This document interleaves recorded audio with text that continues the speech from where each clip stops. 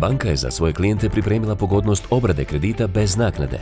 Klijenti ovu pogodnost mogu ostvariti ako apliciraju za keš kredit za različite namjene ili kredit za zatvaranje obaveza u drugoj banci uz dodatni keš, bilo da apliciraju online putem web stranice banke ili u nekoj od Raiffeisen poslovnica. Maksimalni iznos kredita je 50.000 km uz rok otplate do 10 godina i promjenjivom kamatnom stopom već od 4,69% za integral, odnosno 5,49% za keš kredit. Ova ponuda važi do 1. marta tekuće godine, a više informacija dostupno je na www.raiffeisenbank.ba.